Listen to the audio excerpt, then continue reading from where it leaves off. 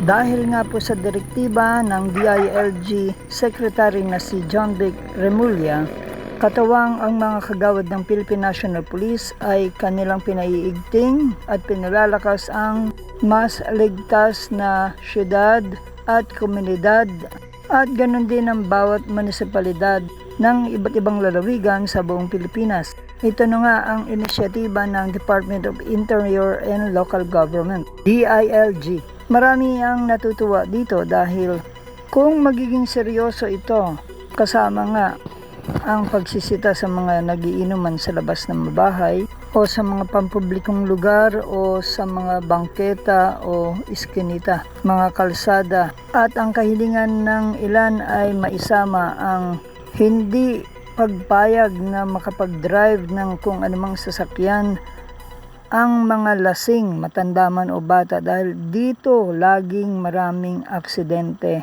vehicular accident, at maraming namamatay o nadadamay na mamatay dahil sa pagdadrive ng mga lasing. Dapat na nilang itulog sana ito, pero nagdadrive pa rin sila at nakakadamay ng mga property.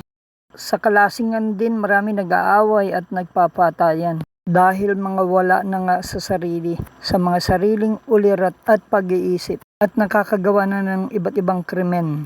Maaaring makapagnakaw o makapanggahasa o makapangursunada, lalo na kung gabi. Hulihin din sana ang mga ito, hindi lamang yung mga naglalagay ng mga lamesa at silya para mag-inuman sa mga bangketa sa mga public places. Ikalawa, ang paghuhubad o topless sa kalsada, kalye, ay huhulihin na rin. Ewan ko lamang ang mga babae. Siguro sa mga lalaki lang talaga ito. Kahit na ang mga bading. Mahirap na rin maghubad pag mainit ang panahon at naglalakad sa kalye o kalsada. Pero pwede naman siguro sa terrace sa loob ng bahay. Huwag lang ang babae. Ikatlo, ang pagbibidyoke ng lampas ng alas 10 ng gabi ay huhulihin. Ito, yung mga maeepal na kailangan pampalakasin at mabingi ang mga kapitbahay at hindi na makapagpahinga o makatulog at hindi na rin makapag-aral. Pwede ba doon na lamang sa inyong loob ng bahay o kasilyas kayo magbidyoke? O silent proof ninyo ang inyong bahay? At upang hindi makagambala ng ating mga kabarangay. Alam niyo sa ibang bansa ay tulad ng Japan, bawal ho yan. Yung inyong kasayahan inyo lang. Dapat maski mga public activities na maingay o mga kantahan, tugtugan ay sa saradong lugar ginaganap. Ganyan sa Japan. At dito sa Pilipinas ay talaga naman nakakagambala kahit piyesta o barangay piyesta na napakaingay, hindi makatulog ang kapitbahayan.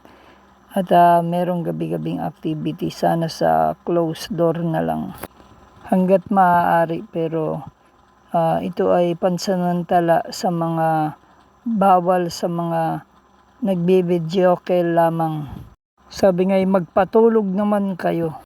At sa Japan, napag-alaman natin na maski sa sarili mong bahay kahit araw, huwag kang magpatugtog na napakaingay.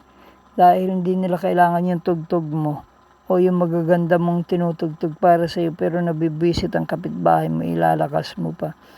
Bawal po yan, at kung gusto mo magsaya, ikaw na lang, huwag mo nang idamay yung iba. Para din yung tambutso, hanggang ngayon hindi matigil-tigil. Maski dito sa bayan ng Maria Aurora, ganun pa rin, marami, kahit sa gabi. Ewan ko, bakit kaya hindi nila itutok yung tambutso sa kanilang mga mukha o sa tenga nila? May ordinansa naman, pero di yata mahuli-huli. Maraming nagrereklamo, sumasakit ang mga tenga, lalo na yung mga matatanda.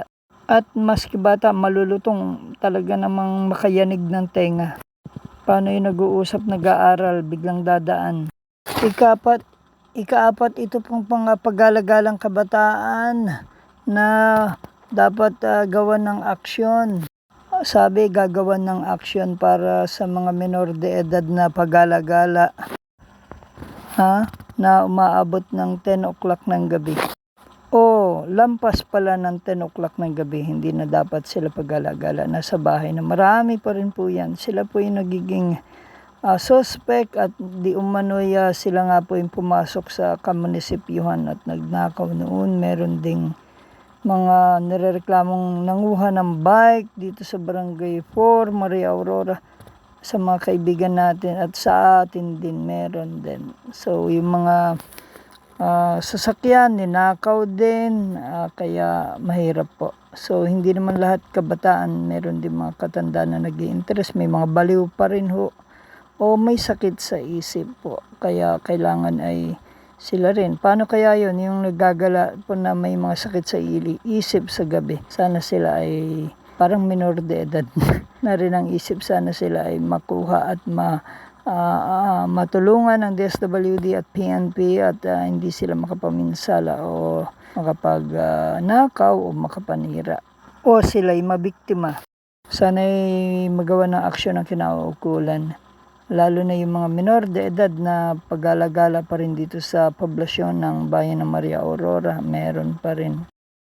Saan kaya mga magulang nila? Sana ay ma-locate at sana ay anong problema masolusyonan at matulungan ng kamag-anak na responsable kung walang magulang na nag-aalaga at sila ay maging produktibo sa mabubuting bagay gaya ng pag-aaral, pagtulong, paghahanap buhay o kaysa sila ay pag-alagala dyan mauuwi sa mga batuhan, bugbogan ho at nakawan. Wag naman sana.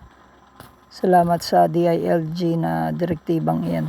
Ang mga kapulisan ay abala pa rin sila sa pagmamonitor, pag-iikot, pagpapatrol sa gabi at sinisita naman ang mga nakikita nila upang maiwasan ang krimen. Dito po sa lalawigan ng Aurora, particular sa Maria Aurora, Dipakulaw po itong video at sa San Luis at Baler din at sa Dingalan, Dilasag, Kasiguran at Dinalungan.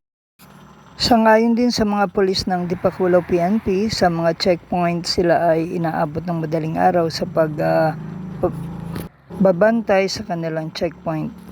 Diyan sa may National Highway malapit sa Dipakulaw Central School sa kanto. Hanap niyo ba yung mga masasarap na bigas na ihahain sa inyong hapagkainan? O nais nyo ring magtinda sa inyong sari-sari o rice dealer store? O mag-online rice business? Halina kayo dito sa Charan Ladya Rice Retailing na laging handang pagsilbihan at tulungan kayo. Available sa kanila ang masasarap, malalambot, de kalidad, napakagagandang uri ng mga bigas na pawang inani sa lalawigan ng Aurora. Kaya't ito'y first class at hindi durug-durug na nasa tamang presyo at husto pa sa timbang. Ang Charan Rice Retailing ay matatagpuan sa Barangay 4 sa bayan ng Maria Aurora sa Aurora Province, sa Mangasar Street, corner ML Quezon Street, patungo ng Maria Aurora Public Market. Ang Charan Ladya Rice Retailing ay kompleto sa dokumento at business permit. Makabibili sa kanila ng wholesale at retail price. Sila ay namimili rin ng mga aning palay sa magandang presyo. Maaari silang tawagan sa 0991-835-8153. Sila ay bukas mula umaga hanggang alas 8 ng gabi. So ano pang hinihintay nyo? Bili na! Tale as old as time, true as it can be. Barely even friends, then somebody bends unexpectedly. Just a little change, small to say the least. Both a liquor scared, neither one prepared. Para sa NSK News ng NSK TV Channel, Narciso Co reporting.